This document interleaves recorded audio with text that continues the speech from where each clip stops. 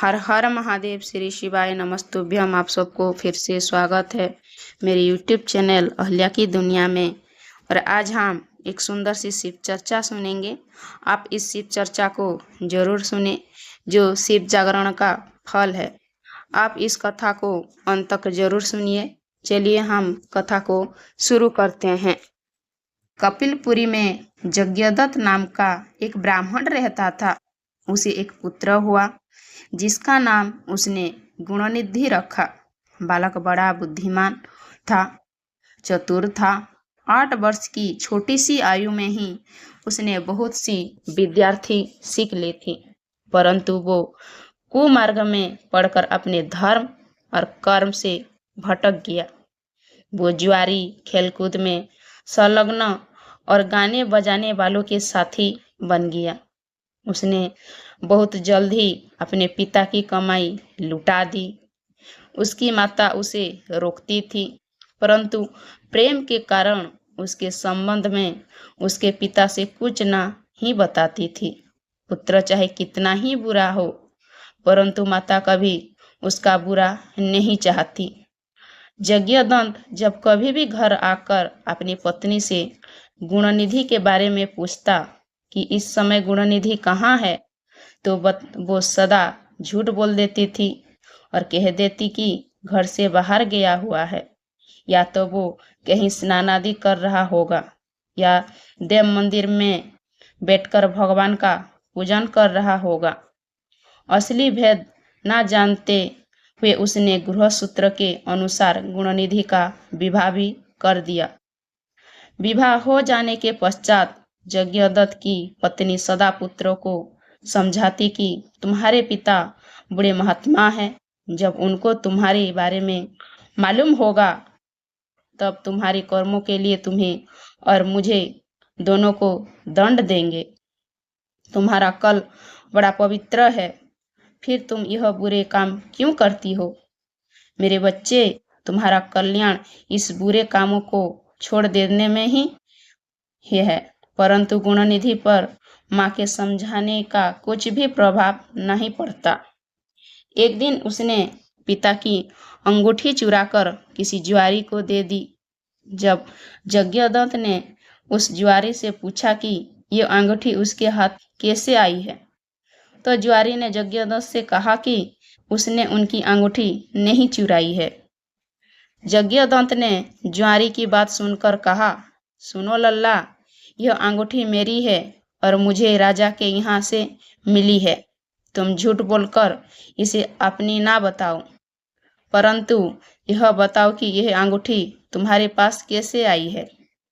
यज्ञदत्त की बात सुनकर जुआरी को क्रोध आ गया। उसने गरज कर कहा, जो सच सुनना चाहते हैं तो ध्यान पूर्वक सुनो।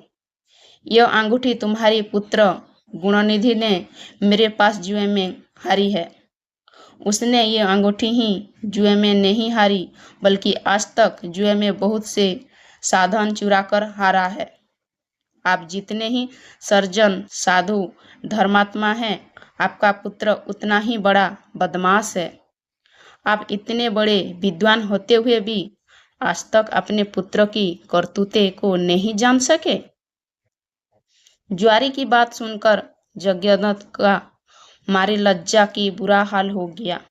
वो मारे लज्जा के मुंह बाएं तथा सिर झुकाए अपना घर पहुंचा और घर आने के साथ ही अपनी पत्नी से पूछा कि गुणनिधि कहाँ है और वो अंगूठी कहाँ है जो कि इस दिन तूने उबड़तना के करते मेरे हाथ से ले ली थी। यज्ञदत्त की बात सुनकर उसकी पत्नी ने उत्तर दिया, वो अंगूठी मैंने यहीं कहीं रख दी थी। अब मुझे याद नहीं आ रहा है कि कहाँ रखी थी। स्त्री की बात सुनकर यज्ञदत्त ने कहा, तुम झूठी हो। जब कभी मैंने तुमसे गुणनिधि के बारे में पूछा है, तुमने मुझे बात बनाकर टालने की कोशिश की है। अच्छा, तुम अंगूठी की बात जाने दो और मुझे बताओ कि घर का अन्य बहुमूल्य सामान कहाँ है।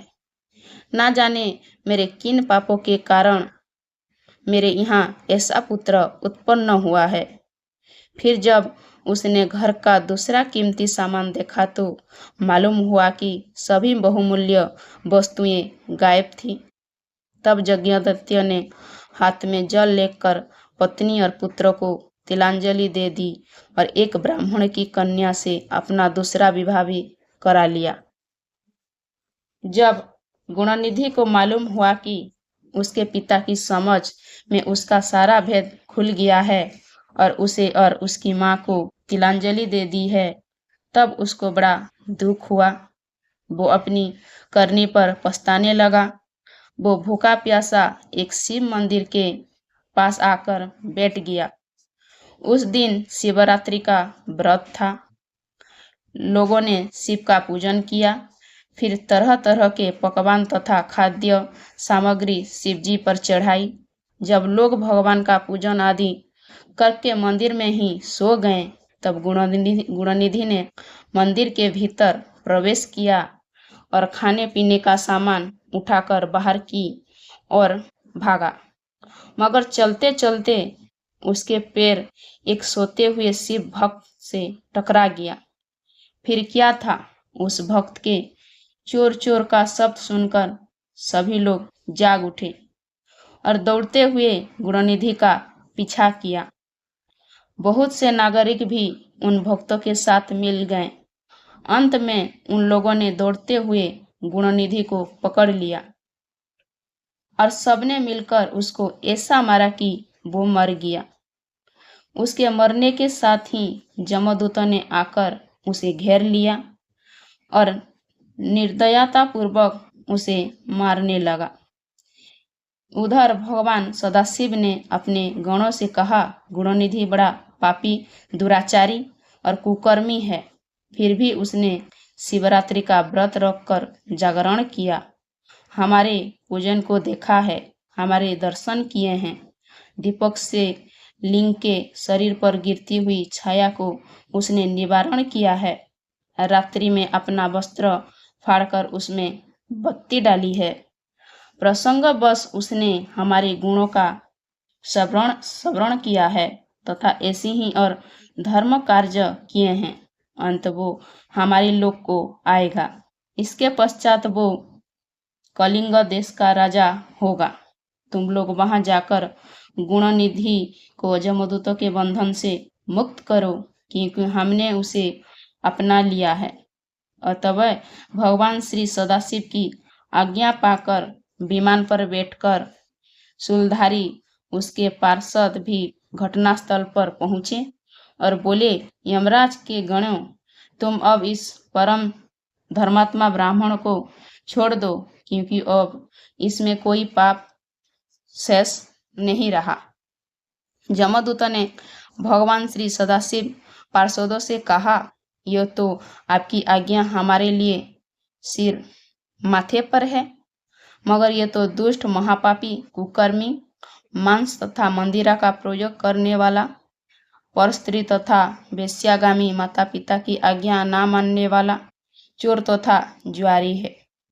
हम लोग इसीलिए इसको ले जा रहे हैं। जमदूतों की बात सुनकर शिव के पार्षद ने कहा, तुम मूर्ख हो, यह ब्राह्मण पापी नहीं है। इसका सबसे बड़ा धर्म तो यह है कि उसने पुराना कपड़ा जलाकर शिवालय में प्रकाश किया, रात्रि भर जागरण किया, स्थिर चित्त से शिवालय के द्वार पर बैठकर उसने भगवान श्री सदाशिव की पूजन को देखा और हरि कीर्तन को सुना। इसीलिए भगवान श्री सदाशिव की इच्छा अनुसार यह राजा बनाया जाएगा। और इस प्रकार कहने के पश्चात भगवान श्री सदाशिव के पार्षद गुणनिधि को अपने साथ ले गया। जमदूत से मुक्ति पाकर गुणनिधि भगवान श्री सदाशिव के पार्षद के साथ विमान पर चढ़कर शिवलोक को गया। जमदूत ने जाकर सारा वृत्तांत यमराज से कहा, जिसे सुनकर यमराज ने कहा, जो व्यक्ति भस्म रमाए हुए हो, रुद्राक्ष की माला धारण किए हो, शिवलिंग का पूजन करता हो, श्री सदाशिव के गुणों का गान करता हो, छल से ही उसके पास बिल्कुल ना जाओ। यमराज ने भगवान श्री सदाशिव को प्रणाम करके कहा, आप इस अनजाने दोष को क्षमा कर दें। और बोलकर वो ब्राह्मण शिवलोक को चला गया। आपको इस कथा गुणनिधि का कैसा लगा शिव चर्चा कमेंट में जरूर बताइएगा। और पहली बार चैनल पर आए तो चैनल को सब्सक्राइब कर दीजिएगा। हर हर महादेव।